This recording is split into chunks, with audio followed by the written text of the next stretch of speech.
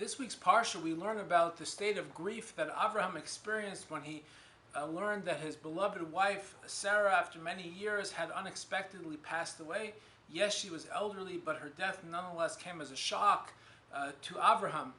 And he has to go ahead and find a burial spot for Sarah to bury her, and he goes in the city of Hebron, and he is attracted to what's known as Ma'aras HaMachpelah, the tomb of the patriarchs. Tradition had it at that time that that's where Adam and Eve were buried, and he wanted to go ahead and secure a burial spot not only for Sarah, but also for himself and his children and grandchildren.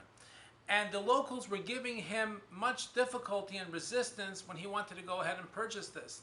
And anybody that goes through a state of grief, the last thing they want to do when it comes to funeral arrangement is start haggling with the locals about the burial arrangements. But Avraham had to go through many different hoops, first with the people of Chayei, and then with Ephraim, the local governor, until he was finally charged an exorbitant amount of money to go ahead and purchase this piece of property in Hebron called the Ma'aras HaMachpelah, the tomb of the patriarchs.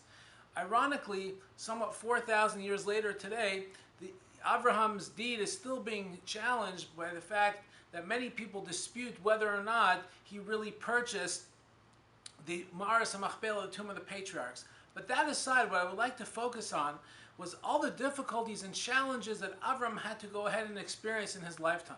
Keep in mind, he had just come back from the binding of Isaac, where he had just conquered this great temptation of this great test that God told him to bring his beloved son Isaac as a sacrifice, and he came through with flying colors.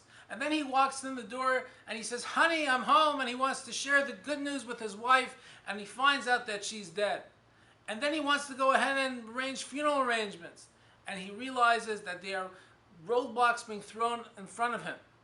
If anybody had a good excuse to walk away from it all, if anybody had a reason to say to God, "I've had enough," it was Avraham. And yet, Avraham did not do that. You know, Viktor Frankl once said, when we cannot change the circumstances around ourselves, the only thing we can do is change ourselves. And that is the attitude that Avraham had at that time. He realized that we have many tests in life, many different challenges that we experience, and we don't have the ability to go ahead and change those circumstances and tests many times. But what we can do is change our own perspective, our own outlook, and that is how we become greater people. Folks, in our lives, many times we experience tests and challenges throughout our day and throughout our lifetime. And many times we get overwhelmed by it. But let us remember the lesson of Avraham, that we many times can change the circumstances around ourselves. What we can do is change our own perspective. Have a wonderful Shabbos.